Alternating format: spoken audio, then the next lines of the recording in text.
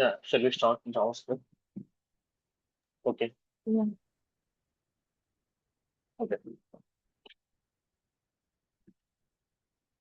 So, sorry. Today, our topic is JavaScript. So, introduction of JavaScript. What should we need to know about the JavaScript? Okay. Before going to start with the JavaScript, first, what are the requirements? What we have to know about the before starting JavaScript? What we have to know properly? It's మన requirement ఏంటో ఒకసారి చూద్దాం. First మనకి browser అంటే ఏంటో తెలియాలి. Browser అంటే ఏంటో తెలియాలి. Okay. And client side versus server side అంటే ఏమో తెలియాలి. ఓకే, సర్వర్ సైడ్ అంటే ఏమిటో తెలియాలి. మోస్ట్ ఆఫ్ అంటే డిఫరెంట్ డిఫరెంట్ డేటాబేసెస్ ఎలా ఉంటాయి అనేది ఒకసారి చూద్దాం. ఈ మూడు తెలిస్తే కనుక మేజర్ గా జావా స్క్రిప్ట్ అనేది మనం ఎందుకు యూజ్ చేస్తామని క్లియర్గా అర్థమైపోతుంది. దాంతోపాటు మనకు బేసిక్ గా HTML గురించి ఒక ఐడియా ఉండాలి. అండ్ సిఎస్ఎస్ గురించి కూడా ఒక బేసిక్స్ కానీ అన్ని ఒకసారి ఒక ఐడియా ఉంటాయంటే మనం జావా స్క్రిప్ట్ స్టార్ట్ చేయడానికి ఈజీగా ఉంటుంది అనమాట. ఓకేనా. ఫస్ట్ ఆఫ్ ఆల్ బ్రౌజర్ అంటే ఏంటంటే మనం ఏదైనా ఒక అప్లికేషన్ ముఖ్యంగా వెబ్ అప్లికేషన్స్ కనుక మనం వర్క్ చేయాలనుకుంటే కనుక బ్రౌజర్ గురించి క్లియర్ గా తెలిసి ఉండాలి. బ్రౌజర్ అంటే ఏంటంటే మనం ఏదైనా ఒక అప్లికేషన్ అయితే యూజ్ చేసినప్పుడు మనం యాక్సెస్ చేసుకునేటువంటి ఒక ఇంటర్ఫేస్ అనమాట. ఇది ఒక అప్లికేషన్. ఇది సర్వర్ ఉంటుంది. ఫర్ ఎగ్జాంపుల్ మనం ఏదో ఒక బ్యాంకింగ్ అప్లికేషన్ యూజ్ చేస్తున్నాం. మనం HDFC అని నేను బ్యాంకింగ్ అప్లికేషన్ యూజ్ చేస్తున్నాం. క్లిక్ చేసి ఓపెన్ చేయగానే మనకి ఈ బ్రౌజర్ లో ఈ డేటా అంతా మనకు డిస్ప్లే లో చూపిస్తుంది కదా. సో డిఫరెంట్ డిఫరెంట్ బ్రౌజర్స్ ఉంటాయి. ఆల్రెడీ HTML అంటే CSS ఐడియా ఉన్న వాళ్ళకి బ్రౌజర్ అంటే ఒక ఐడియా ఉంటుంది.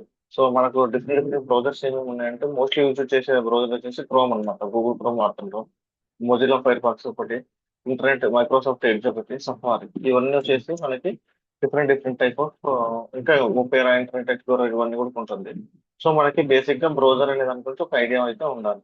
ఏమేమి ఉన్నాయి బ్రౌజర్స్ అనేది. ఇక్కడ బ్రౌజర్ లిస్ట్ ఏంటో చూస్తే కనుక Google Chrome, Mozilla Firefox, Microsoft Edge, Safari, Opera, Internet Explorer. So ఇది ఇప్పుడు మనం ఏదైతే స్క్రీన్ మీద చూస్తున్నామో ఇది వచ్చేసి క్రోమ్ అంట, గూగుల్ క్రోమ్. అలాగే ఇంటర్నెట్ ఎక్స్ప్లోరర్ అని కూడా ఉంటుంది. మనం ఇక్కడికి ఇంటర్నెట్ ఎక్స్ప్లోరర్ అని టైప్ చేయగానే మైక్రోసాఫ్ట్ ఎడ్జ్ అని టైప్ చేయగానే ఓకే ఎడ్జ్ సర్వర్ అనేది ఒకటి ఓపెన్ అయిపోతుంది. ఓకే. సో ఇక్కడ మనం చూసిన అండ్ ఎడ్జ్ సర్వర్ లో చూసిన కనుక మనది ఓ- మనం ఏ application same HDFC bank application నేను ఈ సర్వర్ లో కూడా యూజ్ చేస్తున్నాను. ఓకే.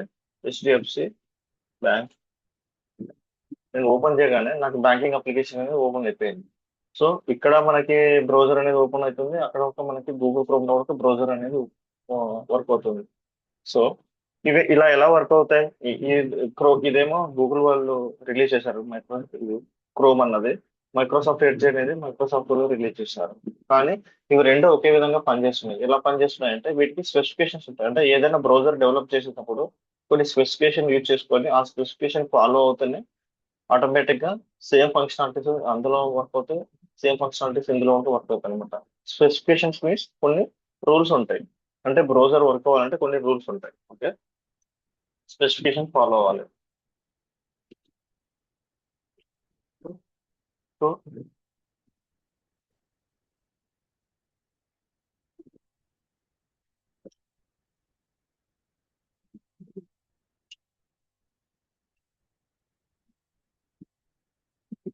సో ఆల్ బ్రౌజర్స్ అనేవి కొన్ని స్పెసిఫికేషన్స్ మీట్ అవుతూ ఉంటాయి. Java script engines for example, developer tools ఇవన్నీ ఉంటాయి.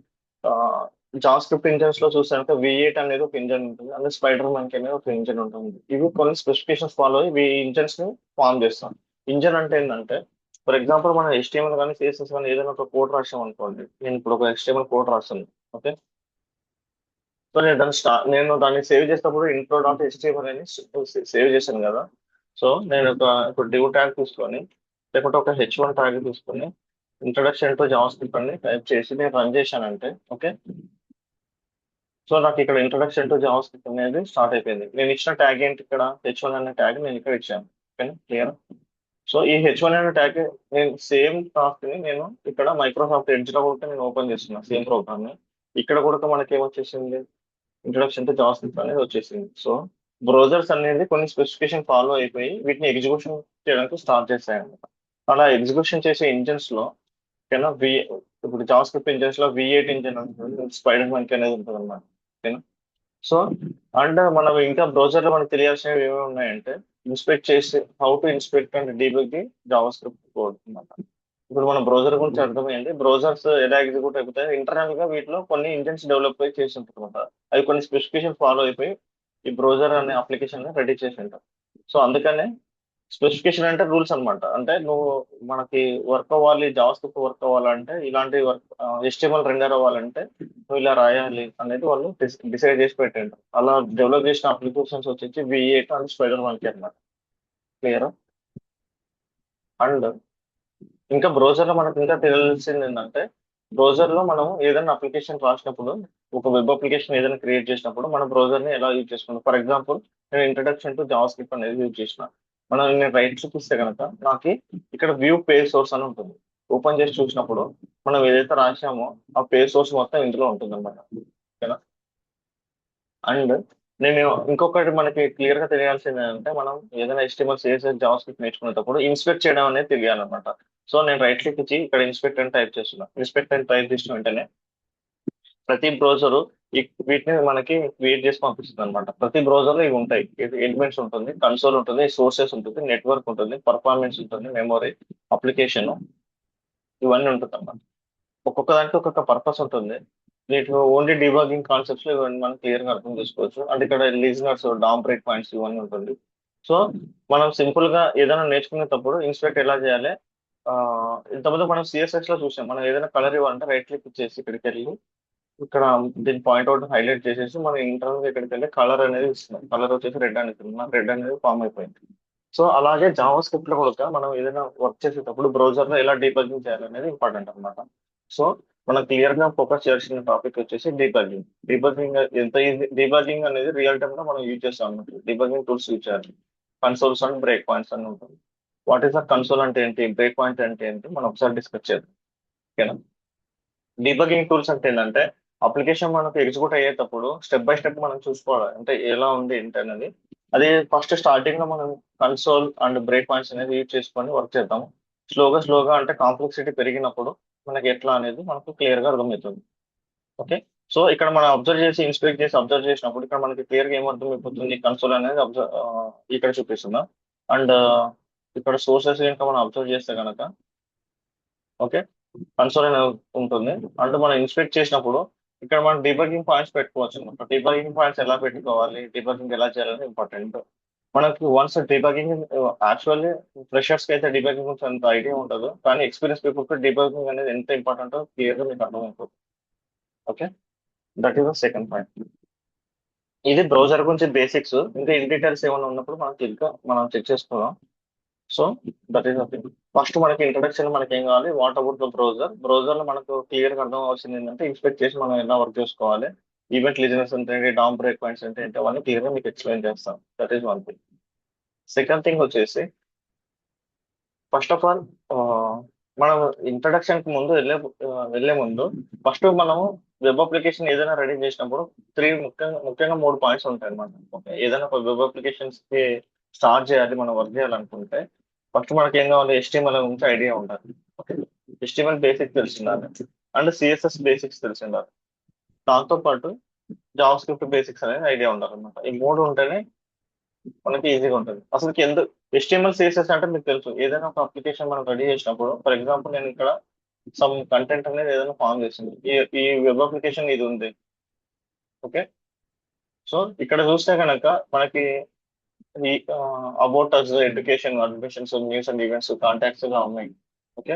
అండ్ ఎడ్యుకేషన్ మీద క్లిక్ చేస్తే కనుక ఎడ్యుకేషన్ టాపిక్ వెళ్ళిపోతుంది. ఇక్కడ క్లియర్ గా ఉంటుంది. సో ఇదంతా ఏంటంటే HTML and CSS through using HTML CSS use చేసుకొని ఇక్కడ యూజర్ అనేవాడు ఇలా క్రియేట్ చేస్తాడు. అలాగనే మరి జావా స్క్రిప్ట్ అనేది ఎందుకు, HTML CSS అంటే ఆల్రెడీ వెబ్సైట్ అనేది క్రియేట్ అయిపోతుంది కదా. What is the necessity of Java script అనేది చాలా మందికి ఒక ఐడియా ఉంటుంది. ఓకే.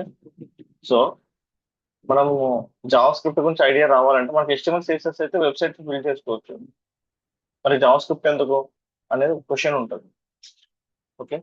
ఇప్పుడు మనం HTML CSS యూజ్ చేస్తే కనుక మనం ఏదైతే అంటే బిఫోర్ దట్ మనకి ఏంటంటే స్టాటిక్ కంటెంట్ అంటే ఏంటి, డైనమిక్ కంటెంట్ అంటే ఏంటి ఒక ఐడియా ఉండాలి. మనము ఏదైతే వెబ్సైట్స్ మనం ఇక్కడ చూస్తున్నామో ఈ వెబ్సైట్స్ వచ్చేసి ఫిక్స్డ్ వెబ్సైట్స్ అన్నమాట. అంటే ఇందులో డేటా అనేది మాక్సిమం చేంజ్ అవ్వదు.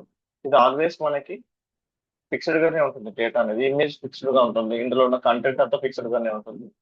ఈ అప్లికేషన్స్ మనం ఏమంటాం అంటే స్టాటిక్ అప్లికేషన్స్ అంటాం అనమాట.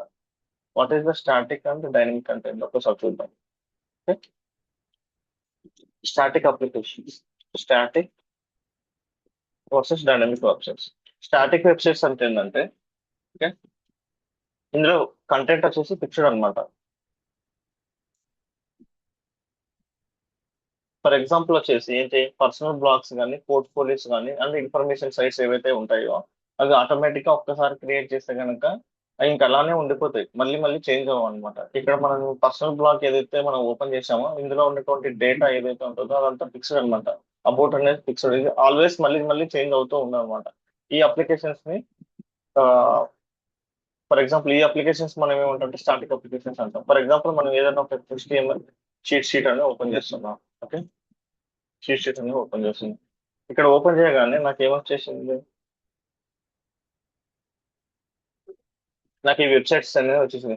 ఈ వెబ్సైట్ అంతా మొత్తం ఎవ్రీ టైం మనం ఎన్నిసార్లు ఓపెన్ చేసినప్పుడు ఈ కంటెంట్ అనేది ఫిక్స్డ్ గానే ఉంటుంది, చేంజ్ అయితే ఉండదు అనమాట. డైనమిక్ గా చేంజ్ అయితే ఉండదు. మళ్ళీ రిఫ్రెష్ చేసినా నాకు కంటెంట్ అనేది ఫిక్స్డ్ గానే ఉంటుంది, హార్డ్ కోడ్ చేసే ఉంటుంది. సో ఇలాంటి అప్లికేషన్స్ కానీ, పర్సనల్ ఇన్ఫర్మేషన్ అప్లికేషన్స్ కానీ, ఓకేనా, బ్లాగ్స్ కానీ, ఇక్కడ ఏదైనా మనకు ఆర్టికల్స్ ఉన్న వెబ్సైట్స్ కానీ ఇవన్నీ ఫిక్స్డ్ అనమాట, ఇవి చేంజ్ అవుతూ ఉండవు. వీటిని స్టాటిక్ అప్లికేషన్స్ అంటారు. మనకు ఎక్కడైనా కానీ ప్రోగ్రామింగ్ లాంగ్వేజ్ లో ఏదైనా కానీ స్టాటిక్ అంటే ఏంటి, డైనమిక్ అంటే ఫిక్స్డ్ ఏదైతే ఉంటుందో దాన్ని స్టాటిక్ అంటాము. డైనమిక్ అంటే ఏంటంటే వాల్యూస్ అనేవి ఆటోమేటిక్ గా చేంజ్ అవుతూ ఉంటాయి అన్నమాట, దాన్ని డైనమిక్ అంటాం. ఫర్ ఎగ్జాంపుల్ డైనమిక్ వెబ్సైట్స్ ఏదైనా మనం తీసుకున్నాం అనుకోండి, dynamic websites content change based on the user interaction or data బట్టి, లేకుంటే కనుక యూజర్ ఇంటరాక్షన్స్ బట్టి కంటెంట్ అనేది ఆటోమేటిక్ గా చేంజ్ అవుతుంటే వెబ్సైట్స్ లో వాటిని వచ్చేసి, ఓకేనా, డైనమిక్ వెబ్సైట్స్ అంటాం. బిల్డ్ ఈ వీటిని బిల్డ్ చేయడానికి యూజ్ చేసేది జావా స్క్రిప్ట్ అనమాట. జావా స్క్రిప్ట్ అనేది ఈ డైనమిక్ వెబ్సైట్ యూజ్ చేయడానికి యూజ్ చేస్తాం. Okay, and okay, for example కి మనం ఇంకా తీసుకుంటే కనుక కంటెంట్ డేటా బట్టి కంటెంట్ అనేది చేంజ్ అవుతూ ఉంటుంది. అంటే మనకు వెబ్సైట్స్ ఏమి ఉన్నాయి, ఈ కామర్స్ వెబ్సైట్స్ కానీ, సోషల్ మీడియా ప్లాట్ఫామ్ కానీ, వెబ్ అప్లికేషన్స్ కానీ, ఇవన్నీ వచ్చేసి డైనమిక్ వెబ్సైట్స్ అన్నమాట. ఫర్ ఎగ్జాంపుల్ మనం ఏదైనా మింత్రా అప్లికేషన్ లేకుంటే ఏదైనా అమెజాన్ ఏదో ఒకటి ఓపెన్ చేసాం అనుకో, బై డిఫాల్ట్ ఓపెన్ అయిన వెంటనే మనకి ఇక్కడ ఏమైపోతుంది, డీటెయిల్స్ అనేది చేంజ్ అయిపోతుంది. నేను ఇక్కడ క్లిక్ చేసి నేను ఏదైనా ఫ్రెష్ అనేది వెళ్ళిపోతున్నా. ఓకే, ఫర్ ఎగ్జాంపుల్ నేను దీన్ని షాప్ చేయాలనుకుంటున్నా, షాప్ చేసిన వెంటనే ఆటోమేటిక్ గా డేటా అనేది చేంజ్ అయిపోతుంది. సో ఇట్లా మనకి ఏదైతే డేటా టాప్ డీల్స్ అని క్లిక్ చేస్తున్నా, లోడర్ వచ్చేసింది, మళ్ళీ ఓపెన్ అయిపోయింది. సమ్ పొటాటోతో ఇవన్నీ మనం ఏదైతే క్లిక్ చేస్తున్నామో క్లిక్ చేసినప్పుడు కంటెంట్ అనేది చేంజ్ అయిపోతుంది, వాటిని డైనమిక్ వెబ్సైట్స్ అంటాం. అదే మనం ఇంత ముందుకు చూసిన వెబ్సైట్స్ ఏవైతే పర్సనల్ ఇన్ఫర్మేషన్ బ్లాగ్స్ ఇవన్నీ వచ్చేసి ఫిక్స్డ్ అనమాట, స్టాటిక్ వెబ్సైట్స్. యూజర్ కి ముందు స్టాటిక్ వెబ్సైట్స్ అంటే ఏంటి, డైనమిక్ వెబ్సైట్స్ ఐడియా ఉంటుంది. And social media platforms e commerce websites and some web applications, ఇవి వచ్చేసి స్టాటిక్ కంటెంట్ అనమాట. Static and dynamic concept. Okay, so మనం ఈ డైనమిక్ వెబ్ అప్లికేషన్స్ క్రియేట్ చేయడానికి యూజ్ చేసే ప్రోగ్రామింగ్ లాంగ్వేజ్ జావా స్క్రిప్ట్. కానీ ఎలా యూజ్ చేస్తాము, ఎందుకు యూజ్ చేస్తాము, యూజ్ కేసెస్ ఏంటివి అనేది చూద్దాం. ఇక్కడ మనం ఏమనుకున్నాం, యూజర్ ఇంటరాక్షన్స్ ఆర్ డేటాబేస్ మీద ఇది చేంజ్ అయిపోతుందని చెప్పాం. ఓకే, జావా స్క్రిప్ట్ అనేది మేజర్ దేనికి వాడుతున్నాం, JavaScript JavaScript major గా దేనికి వాడుతున్నాం, ఏమైనా యూజర్ ఇంటరాక్షన్స్ ఏమైనా జరిగినప్పుడు. Okay, okay,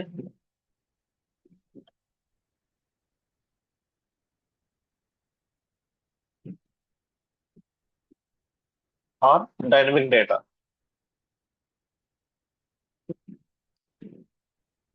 for example user interactions అంటే ఏంటి ఒకసారి చూద్దాం. ఓకే, మనం ఏదైనా ఫామ్ సబ్మిట్ చేస్తున్నాం అక్కడ. ఓకే, లేకుంటే ఫిల్లింగ్ ఏ ఫామ్ అనుకో, క్లికింగ్ ఏ బటన్ కానీ ఏదైనా క్లిక్ చేసినప్పుడు, ఓకే, అలాంటి వాటి కోసం యూజ్ చేసేది యూజర్ ఇంటరాక్షన్స్ అనమాట. డేటా బేస్డ్ ఆన్ డేటా అనేది కంటెంట్ అనేది చేంజ్ చేయడం. ఫర్ ఎగ్జాంపుల్ మనం ఈ కామర్స్ వెబ్సైట్కి వెళ్ళి సోషల్ మీడియా ప్లాట్ఫామ్కి వెళ్ళాం. ఇప్పుడు ఈ కామర్స్ లో కనుక తీసుకొని నేను ఒక మొబైల్స్ అనేది సెర్చ్ చేస్తున్నా, మొబైల్స్ అని సెర్చ్ చేసినప్పుడు నాకు మొబైల్స్ లిస్ట్ అనేది వస్తాయి అనమాట, add to cart. Okay, and user profile check చేయడము, సోషల్ మీడియాలో లైక్ కామెంట్ షేర్ చేయడము, ఇవన్నీ చేయాలంటే మనకు అప్లికేషన్ లో ఏముండాలి, జావా స్క్రిప్ట్ అనేది క్లియర్ గా అర్థమై ఉండాలి అనమాట. ఓకేనా, for example, okay, this is static content అంటే ఏంటి, డైనమిక్ కంటెంట్ అంటే ఏంటి, వెబ్సైట్స్ లో మనము ఈ జావా స్క్రిప్ట్ అనేది ఎక్కడ వాడతాం అనేది క్లియర్ గా అర్థమై ఉంటుంది. ఇక్కడ దాకా క్లియరా?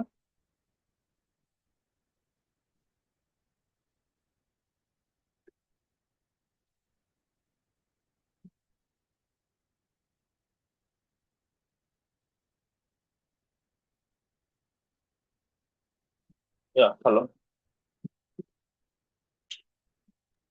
Yeah, it's clear. Fine. So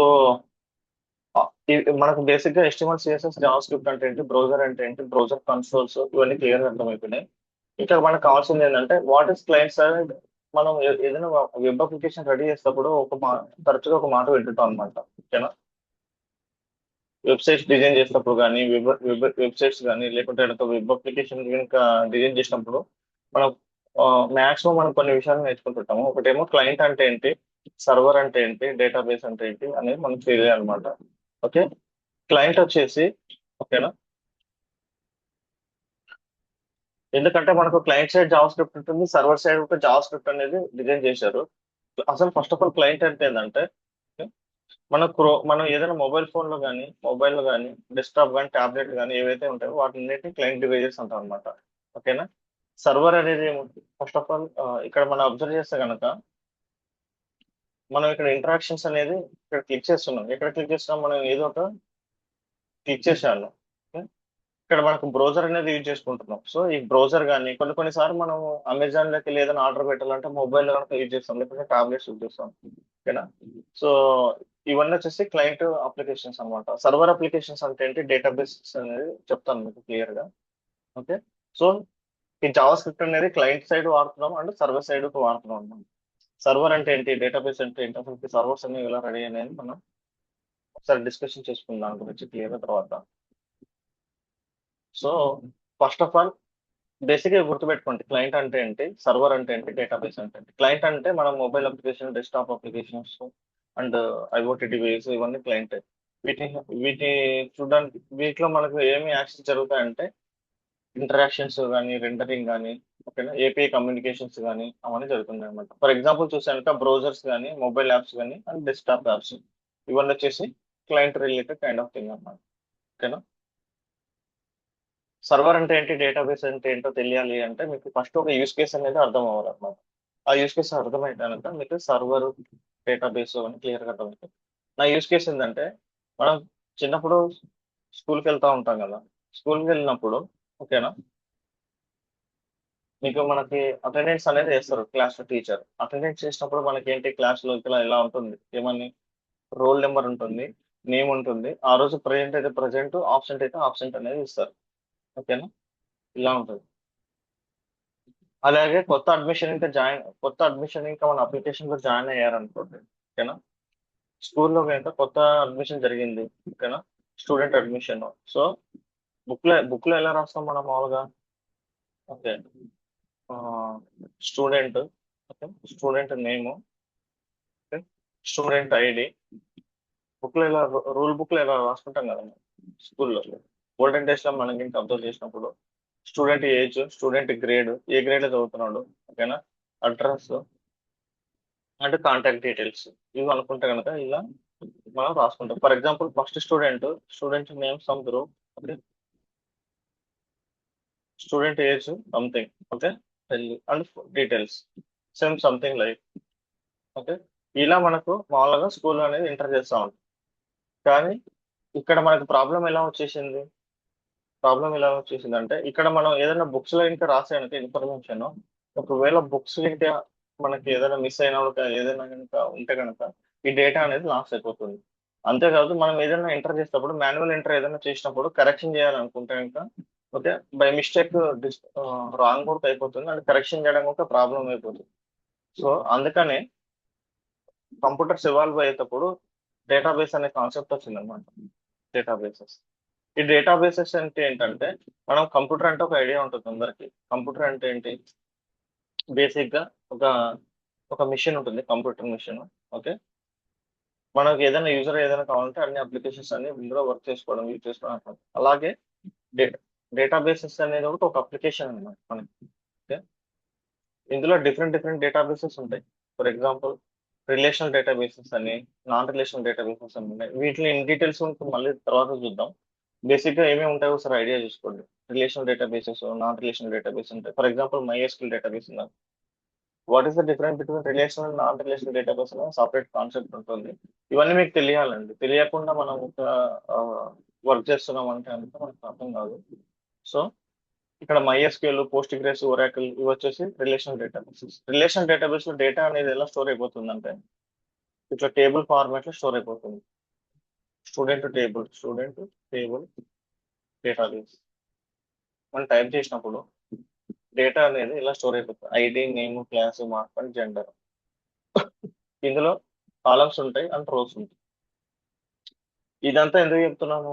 దీనికి మనకు జాబ్స్ లింక్ ఏంటి, ఇదంతా అవసరం ఏంటి అనేది ఒక ఐడియా మనకు రావచ్చు. ఓకేనా? సో ఇదంతా ఎందుకు? ఈ రిలేషనల్ డేటాబేస్ ఏంటంటే, నాన్ రిలేషనల్ డేటాబేస్ ఏంటంటే, MongoDB అంటే ఏంటి అనేది మనకు తెలియాలంటే ఫస్ట్ మనకి యూస్ కేసు అర్థం కావాలి. మనం ఏమనుకున్నాం ప్రీవియస్ గా, ఈ స్టూడెంట్ ఇన్ఫర్మేషన్ అంతా బుక్ లో రాస్తామంటున్నాం. సో అలా బుక్ లో రాయకుండా, బుక్ లో రాస్తే కనుక మనకు ఇన్ఫర్మేషన్ అనేది పర్మనెంట్ గా స్టోర్ అవ్వదు. మనకు మళ్ళీ సేమ్ కాపీ కావాలనుకుంటే కనుక ఇంకొక బుక్ కావాలనుకుంటే మళ్ళీ కాపీ చేయాలి. అలా ఆ ఇన్ఫర్మేషన్ అన్నిటికీ చేంజెస్ చేయడానికి డేటాబేసెస్ అనేవి ఇవాల్వ్ అయినాయి కాబట్టి అందులో MySQL అనేది ఒక పార్ట్. MySQL లో వచ్చేసి డేటా అనేది టేబుల్ ఫార్మాట్ లో స్టోర్ అవుతుంది. రిలేషనల్ డేటాబేస్ లో టేబుల్ ఫార్మాట్ లో స్టోర్ అయిపోతుంది. వీటిని మనం ఫెచ్ చేసుకోవడానికి SQL క్వెరీస్ యూజ్ చేసుకొని తీసుకొని వస్తాం. ఓకేనా? సో ఇప్పుడు ఇదంతా ఎందుకు అనేది మనం చూడాలంటే ముందు మనకి ఒక అప్లికేషన్ అనేది రెడీ అవ్వాలి. ఇప్పుడు నేను స్టూడెంట్ అప్లికేషన్ అనేది ఫామ్ చేశాను. అందులో స్టూడెంట్ ఫామ్ అనేది క్రియేట్ చేశాను యూజింగ్ HTML. మనం ఎట్లా చేస్తాం? HTML యూజ్ చేసుకుని ఇప్పుడు డివ్ రాస్తున్నా. ఫర్ ఎగ్జాంపుల్ బేస్ రాస్తున్నాను నేను. ఓకే, స్టూడెంట్ అప్లికేషన్స్ అనేది నేను రాస్తున్నాను. ఓకే, అందులో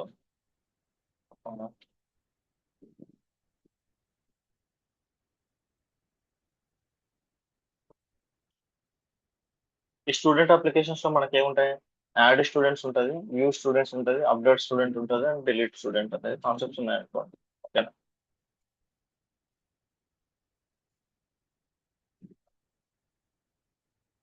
ఫామ్ చేస్తాను.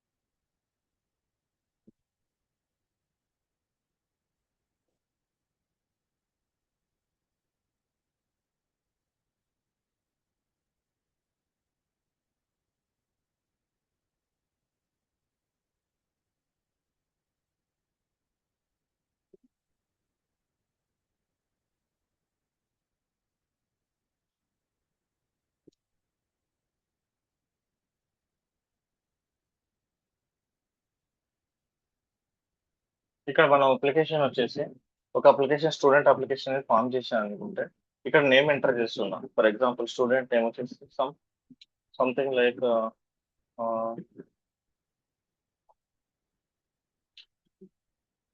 లైక్ నేను దృశ్య అని రాస్తున్నా. ఏజ్ వచ్చేసి ఒక 10 years అని రాస్తున్నా. అండ్ గ్రేడ్ వచ్చేసి ఏ గ్రేడ్ అని రాస్తున్నా. అండ్ కాంటాక్ట్ డీటెయిల్ సంథింగ్ రాసేసి నేను యాడ్ స్టూడెంట్ అని క్లిక్ చేస్తున్నాను. యాడ్ స్టూడెంట్ అని క్లిక్ చేయగానే నాకు డేటా అనేది ఇక్కడ స్టోర్ అయిపోతుంది, టేబుల్లో పడిపోతుంది, లేకుంటే బ్యాక్ ఎండ్ లో డేటాబేస్ లో స్టోర్ అయిపోతుంది. ఓకేనా? సో ఇక్కడ మనం ఏమేమి యాక్సెస్ చేస్తున్నాము? ఒక ఫామ్ తీసుకున్నాము. ఫామ్ తీసుకున్న తర్వాత యాడ్ స్టూడెంట్ అని క్లిక్ చేసాము. క్లిక్ చేసిన వెంటనే డేటా అనేది మనం టేబుల్లో చూపించాలి. ఇక్కడ మనం సమ్ యాక్షన్స్ చేస్తున్నాం, యూజర్ యాక్షన్స్. ఓకే, ఇక్కడ మన వెబ్సైట్ లో కనుక తీసుకుంటే కనుక ఆటోమేటిక్ గా సమ్ డైనమిక్ డేటా అనేది చూపిస్తుంది. సో ఇవంతా యాక్షన్స్ ఇక్కడ యాడ్ స్టూడెంట్ అని క్లిక్ చేయగానే డేటా పడిపోవడము, ఆటోమేటిక్ గా రీఫ్రెష్ చేసినప్పుడు మనకి డేటాబేస్ నుంచి ఫెచ్ చేసుకొని, అంటే సర్వర్ ఫిట్ చేసి డేటాబేస్ నుంచి ఫెచ్ చేసుకొని డేటా అనేది డిస్ప్లే చేయడము, ఇవంతా జరగాలనుకుంటే కనుక మనకి సమ్ జావా స్క్రిప్ట్ అనేది ఇంపార్టెంట్ అనమాట. ఓకేనా? సో ఇప్పుడు మనం చేయాల్సింది ఏంటంటే ఇందులో జావా స్క్రిప్ట్ అంటే ఏంటి, ఇప్పుడు చూసారు కదా స్టూడెంట్ ఫామ్ ఫిల్అప్ చేసి మనం సేవ్ చేసినప్పుడు మనకి మళ్ళీ ఇక్కడ చూపిస్తుంది. ఇది ఒక ఎగ్జాంపుల్. ఇంకొక ఎగ్జాంపుల్ తీసుకుంటే కనుక మనం ఎప్పుడైనా బ్యాంకింగ్ అప్లికేషన్స్కి వెళ్ళాం అనుకోండి, ఓకేనా, బ్యాంక్ లో మనం ఏదైనా అమౌంట్ అనేది డిపాజిట్ చేస్తున్నాం. అక్కడ బ్యాంక్ లో ఉన్నటువంటి పర్సన్ ఏం చేస్తాడు, ఫస్ట్ మన డీటెయిల్స్ అనేది తీసుకుంటాడు. మన నేమ్ ఏంటి, మన అకౌంట్ నెంబర్ తో సెర్చ్ చేస్తాడు, అకౌంట్ నెంబర్ వస్తుంది. అందులో మనం ఎంత అమౌంట్ అనేది క్రెడిట్ చేస్తున్నామో డెబిట్ చేస్తున్నామో అని అందులో ఎంటర్ చేసుకుంటాడు, సేవ్ చేస్తాడు. సేవ్ చేసిన వెంటనే వాళ్ళ డేటాబేస్ లోనే స్టోర్ అయిపోతుంది. సో అక్కడ ఖచ్చితంగా మనకి ఏం వాడుతుంటాడు యూజర్ అనేవాడు, ఓకేనా, అప్లికేషన్ లో డేటా అనేది ఎంటర్ చేస్తాడు, సేవ్ చేస్తాడు. సో సేవ్ అయిన డేటా అనేది డేటాబేస్ లో పడిపోతుంది. డేటాబేస్ లో పడిన డేటా మళ్ళీ మనకి స్క్రీన్ లో ఓకే ఇంత అమౌంట్ అనేది క్రెడిట్ అయిపోయింది, ఇంత అమౌంట్ అనేది డెబిట్ అయిపోయింది అని చూపిస్తుంది. అక్కడ యూజర్ అనేది సమ్ యాక్షన్స్ ద్వారా ఫామ్ ఫిల్అప్ చేసి సేవ్ చేస్తున్నాడు. సేవ్ పడేసిన తర్వాత డేటాబేస్ లో స్టోర్ అయిపోతుంది. సో ఈ ఇంటరాక్షన్స్ అన్ని ఎలా జరుగుతున్నాయంటే బేస్డ్ ఆన్ జావా స్క్రిప్ట్ అనమాట. ఓకే, సో ఇలాంటివే కాకుండా సమ్ టాస్క్లు చూద్దాం. ఇంకా జావా స్క్రిప్ట్ లో ఏమేమి టాస్క్లు ఉన్నాయి. ఇప్పుడు మన స్టూడెంట్ ఫామ్ రిలీజ్ చేయడము, బ్యాంకింగ్ అప్లికేషన్ సేవ్ చేయడము, అట్లాంటిదే కాదు డైనమిక్ మనం బ్రౌజ్ చేసుకున్నప్పుడు బ్రౌజ్ చేయడము, ఇలాంటివే కాకుండా దీంట్లో ఇన్ డీటెయిల్ టాస్క్లు ఏమేమి ఉన్నాయి అదే మనకు క్లియర్ గా అర్థమైతేనే మన జావా స్క్రిప్ట్ గురించి తెలుస్తుంది అనమాట. సో ఇందులో మనం కవర్ చేసే టాపిక్స్ ఏమేమి ఉన్నాయో ఒక్కసారి చూద్దాము. జావా స్క్రిప్ట్ రావాలంటే మనం ఏమనుకున్నాం, ఫస్ట్ HTML క్లియర్ గా తెలిసి ఉండాలి, దాంతో పాటు CSS ఒక ఐడియా ఉండాలి, ఓకేనా. మళ్ళీ జావా స్క్రిప్ట్ కొన్ని టాపిక్స్ ఉన్నాయి. ఫర్ ఎగ్జాంపుల్ వేరియబుల్స్ అంటే ఏమిటి, డేటా టైప్స్ అంటే ఏంటి, ఆపరేటర్స్ అంటే ఏంటి, conditions, loops, functions, arrays, objects, so ఇలా అండ్ డామ్ మ్యానిపులేషన్స్ అనేది ఒక టాపిక్ ఉంటుంది. తర్వాత మోడర్న్ జావా స్క్రిప్ట్ అనేది మనం కవర్ చేస్తాం, అండ్ అడ్వాన్స్ జావా స్క్రిప్ట్ అనేది మనం కవర్ చేస్తాం. ఓకే, అసింక్రనస్ జావా స్క్రిప్ట్ అనేది ఒకటి ఉంటుంది. అండ్ ఇంకా ప్రోగ్రామింగ్ లాంగ్వేజ్ క్లియర్ గా అర్థం అవ్వాలంటే మనకు డిఎస్ అండ్ అల్గారిథమ్స్ నేర్చుకోవాలి, టైప్ స్క్రిప్ట్ అనేది ఉండాలన్నమాట. So this Java script topics అన్ని ఇందులో కవర్ చేస్తాం. సో సో మన అప్రోచ్ ఎలా ఉంటుంది, మనం ఈ క్లాస్ లో మనం చెప్తున్న అప్రోచ్ ఎలా ఉంటుంది అంటే ట్రెడిషనల్ అప్రోచ్ లాగా ఉంటుంది అనమాట. ట్రెడిషనల్ అప్రోచ్ అంటే ఏంటంటే first topic Java script, variables అని చెప్పేసి, లెట్ వేర్ కాన్స్ అని చెప్పేసి, ఓకేనా, నేను ఎక్స్ప్లెయిన్ చేయొచ్చు మీకు. వేరియబుల్స్ అంటే ఇవి, డేటా టైప్స్ అంటే ఏంటి, జస్ట్ సో అలా చేస్తే కనుక మనకు ఇప్పుడు క్లియర్ గానే ఉంటుంది. కానీ మనం ఎప్పుడైతే మనం వర్క్ చేయడానికి రియల్ గా వర్క్ చేయడానికి పోయినప్పుడు ఇక్కడ రియల్ టైమ్ లో ఏదైనా అప్లికేషన్ చేస్తుంటే కనుక మనకు వాటి గురించి క్లియర్ గా అనేది సో మనకు అర్థం అవడానికి అంటే రియల్ టైమ్ అప్లికేషన్ చేయలేము అనమాట. మనం త్రూ ట్రెడిషనల్ అప్రోచ్ కనుక మనం టీచింగ్ ఇంకా చేస్తే కనుక రియల్ టైమ్ లో వాళ్ళకు రియల్ గా యూజర్ అనేవాడు అప్లికేషన్ మీద వర్క్ చేసేటప్పుడు ప్రాబ్లం అవుతుంది, వాళ్ళు చేయలేరు. ఎందుకంటే జస్ట్ వాళ్ళకి తెలుసు వేరియబుల్స్ అంటే ఏంటి, డేటా టైప్స్ ఏంటి, ఆపరేటర్స్ అంటే ఏంటి తెలుసు. కానీ రియల్ వేల్ ఒక యూస్ కేస్ ఇచ్చేసి ఈ యూస్ కేస్ మీద వర్క్ చేయమంటే చాలా మంది వర్క్ చేయడానికి కష్టపడతారు అనమాట. సో మనం ఏంటంటే బై టాపిక్ వైజ్ గా కాకుండా ఫస్ట్ ఒక ప్రాబ్లం స్టేట్మెంట్ తీసుకున్నాం, ప్రాబ్లం ఇది, దీనికి సొల్యూషన్ ఇది, అలా వర్క్ చేసుకుంటూ నేర్చుకున్నాం. అంటే రియల్ టైమ్ లో మనం ఏదైతే యూజర్ కి ప్రాబ్లం ఇచ్చినప్పుడు ఎలా అయితే వర్క్ చేస్తాడో డెవలపర్, సేమ్ అలాగనే మనం ఒక ప్రాబ్లం స్టేట్మెంట్ తీసుకుని ఈ ప్రాబ్లమ్ ని జావా స్క్రిప్ట్ ఎలా ఫిక్స్ చేస్తాం అనేది మనం ఒక అలా వర్క్ చేసుకుంటే మనకు క్లియర్ గా ఈజీగా ఉంటున్నాం. క్లియరా? సో దానికి నేను కొన్ని కంటెంట్ అనేది ఫామ్ చేశాను. ఆల్మోస్ట్ 100 టాస్క్లు ఉంటాయి. ఈ 100 టాస్క్లు ఇంకా మనం క్లియర్ గా ఇంకా చేస్తే కనుక మనకు 70 to 80% జావా స్క్రిప్ట్ అనేది వస్తుంది అనమాట. ఓకేనా? ఫర్ ఎగ్జాంపుల్ కొన్ని కొన్ని టాస్క్లు ఇంకా మనం ఇంకా అబ్జర్వ్ చేస్తే కనుక రియల్ టైం లీడ్ చేసిన కొన్ని టాస్క్లు ఇంకా చూస్తే కనుక form submission task. Form submission అంటే యూజర్ అనేవాడు ఫామ్ క్రియేట్ చేస్తాడు అండ్ సబ్మిట్ చేస్తాడు. సబ్మిట్ చేసిన వెంటనే డేటా అనేది డేటాబేస్కి వెళ్ళిపోతుంది. రియల్ టైమ్ లో ఎలా వర్క్ చేస్తాం వీటి మీద. అండ్ మనం ఎప్పుడైనా క్లిక్ చేసినప్పుడు ఏదైనా వెబ్సైట్ క్లిక్ చేసినాం అనుకో మనకి ఇక్కడ లోడర్ అయిపోతుంది, కానీ డేటా ఫెచ్ అయిపోయిన తర్వాత లోడర్ అనేది ఆటోమేటిక్గా స్టాప్ అయిపోతుంది. మనం ఇక్కడే అమెజాన్ లో చూసాం, క్లిక్ చేయగానే ఒక్కొక్కసారి ఏమైపోతుంది డేటా అనేది లోడర్ అయిపోతుంది. ఫర్ ఎగ్జాంపుల్ చూద్దాం, ఇది క్లిక్ చేశాను, ఇక్కడ లోడర్ వచ్చేసింది. ఆటోమేటిక్ గా తర్వాత రియల్ టైమ్ లో లోడర్ అనేది క్లోజ్ అయిపోతుంది డేటా వచ్చిన తర్వాత. నేను డీల్స్ మీద క్లిక్ చేశాను. సమ్ లోడర్ ఏదైనా కాన్సెప్ట్ చూద్దాం. ఇక్కడ మనకు ఫెచ్ అయ్యేటప్పుడు లోడర్ వచ్చేసింది. డేటా వచ్చేసిన తర్వాత ఆటోమేటిక్గా లోడర్ అనేది క్లోజ్ అయిపోతుంది. వీటిని ఎలా వర్క్ చేస్తాం రియల్ టైంలో, ఇలాంటి యూస్ కేసెస్, ఇలాంటివి మోర్ దాన్ 100 యూస్ కేసెస్ మనం చూస్తాం. సో మీకు రియల్ టైంలో ఏదైనా ఇంటర్ప్రిట్ ఆర్గనైజేషన్ లో జాయిన్ అయిన తర్వాత ఇలాంటి టాస్క్ ఏదైనా ఇచ్చినప్పుడు మీకు క్లియర్ గా అర్థమైపోతుంది అనమాట. ఇంకా కొన్ని చూస్తే ఏదైనా మనం బటన్ మీద హోవర్ చేసినప్పుడు ఇలా టూ టిప్స్ అనేది మనకు చూపిస్తాం. ఇలాంటి task and password hide and show. We can start with very basic task తో స్టార్ట్ చేద్దాం అండ్ అడ్వాన్స్ టాస్క్ వెళ్ళిపోదాం. పాస్వర్డ్ హైడ్ అండ్ షో అంటే మనం ఏదైనా పాస్వర్డ్ ఎంటర్ చేసినప్పుడు, నేను ఇక్కడ ఐ ఐకాన్ ఉంది కదా, దాని మీద క్లిక్ చేసినప్పుడు పాస్వర్డ్ చూపించాలి, మళ్ళీ అన్క్లిక్ చేసినప్పుడు పాస్వర్డ్ అనేది వెళ్ళిపోవాలి. ఇలాంటివి ఎలా చేస్తాం. ట్రెడిషనల్ అప్రోచ్ లో ఇంకా మనం జావా స్క్రిప్ట్ అనేది నేర్చుకుంటే మనకు కాన్సెప్ట్స్ అర్థమవుతాయి, అంటే టాపిక్స్ తెలుస్తాయి, కానీ రియల్ టైమ్ యూస్ కేసెస్ అనేది తెలియదు అనమాట. అంటే ఇక్కడ బటన్ యాక్టివ్ హైలైట్ అనే కాన్సెప్ట్ ఉంది. నేను ఇప్పుడు హోమ్ మీద క్లిక్ చేసిన, హోమ్ అనేది యాక్టివ్ అయిపోవాలి. సర్వీసెస్ మీద క్లిక్ చేస్తే సర్వీస్ యాక్టివ్ అయిపోవాలి. ఇలాంటి యూస్ కేసెస్ మనం ఎక్కడైనా అబ్జర్వ్ చేసి ఉంటాం. గూగుల్ ప్యానల్స్ అకార్డియన్స్ మనం ఎక్కడైనా అబ్జర్వ్ చేసి ఉంటాం. ఫర్ ఎగ్జాంపుల్ ఒక బూస్టాప్ అనే ఫ్రేమ్వర్క్ తీసుకొని అకార్డియన్ అని టైప్ చేసాం అనుకోండి. Okay,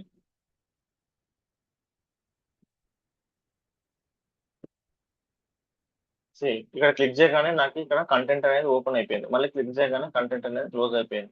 so open and close. ఇది ఇంటర్నల్ గా ఎలా వర్క్ అయిపోతుంది. యాక్షన్ యూజర్ అనేవాడు ఇక్కడ యాక్షన్ చేస్తున్నాడు. యాక్షన్ చేస్తే అంటే యాక్షన్ చేయాలంటే ఖచ్చితంగా యూజర్ ఇంటరాక్షన్ చేయాలంటే ఖచ్చితంగా మనకి ఏముండాలి, జావా స్క్రిప్ట్ అనేది ఉండాలి.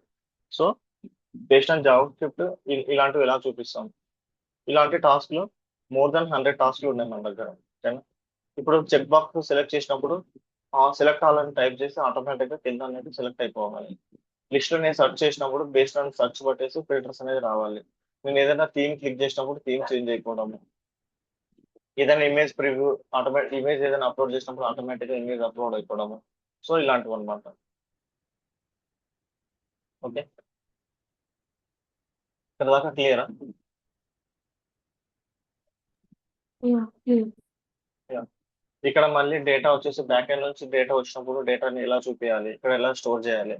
సో ఈ ఈ డీటెయిల్స్ అన్ని మనం నేర్చుకుంటాం జావా స్క్రిప్ట్.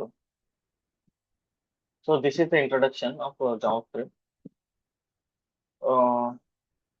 ఇప్పుడు సింపుల్ గా మనం ఏం చేద్దాం, ఒక చిన్న జావా స్క్రిప్ట్ ఒకటి క్రియేట్ చేసి మనం ఏమనుకున్నాం, బ్రౌజర్ కన్సోల్ అనేది ఇంపార్టెంట్, మనకు వాటి గురించి తెలిసి ఉండాలి, డిబగ్గింగ్ స్కిల్స్ అనేది తెలిసి ఉండాలి. కాబట్టి నేను జస్ట్ ఇప్పుడు హలో జావా స్క్రిప్ట్ అని ప్రింట్ చేస్తున్నాను కన్సోల్. ఇలా ప్రింట్ చేస్తాను చూద్దాం. ఓకే, నేను న్యూ ఫైల్ క్రియేట్ చేస్తున్నా js1.html. ఓకే, ఇందులో జావా స్క్రిప్ట్ లో మనకి వర్క్ చేయాలంటే ముందు మనకి డిఫరెంట్ డిఫరెంట్ టైప్స్ ఎలా అనేది నేను చెప్తాను. h1. ఓకే, h1 అని క్రియేట్ చేస్తున్నా. హలో, మనం జావా స్క్రిప్ట్ మనం HTML లో జావా స్క్రిప్ట్ బేసిక్స్ అని ప్రింట్ చేస్తున్నా. ఓకే, ఇప్పుడు నేను రీఫ్రెష్ చేసి రన్ చేసినప్పుడు నాకు ఏమనిపిస్తుంది, ఇక్కడ జావా స్క్రిప్ట్ లో ఓకే జావా స్క్రిప్ట్ అనేది చూపిస్తుంది. అదే నేను మనం అనుకున్నాం కదా కన్సోల్ లో ప్రింట్ చేయాలంటే ఏం చేయాలి, కన్సోల్ లో నాకు ప్రింట్ అవ్వాలి. ప్రింట్ అవ్వాలంటే ఫర్ ఎగ్జాంపుల్ జావా స్క్రిప్ట్ లో మనం HTML లో స్టైల్ అనేది ఎలా అయితే యాడ్ చేస్తామో, ఓకేనా, స్టైల్ అనేది ఎలా అయితే యాడ్ చేస్తామో అట్లనే జావా స్క్రిప్ట్ లో స్క్రిప్ట్ అనే ట్యాగ్ ఒకటి ఉంటుంది అనమాట. స్క్రిప్ట్ ట్యాగ్ ని ఇంక్లూడ్ చేయాలి. ఓకే, స్క్రిప్ట్ ట్యాగ్ ని ఇన్సర్ట్ చేసి నేను ఓకే స్క్రిప్ట్ ని పెట్టాను. స్లాష్ స్క్రిప్ట్ అని రాస్తున్నాను.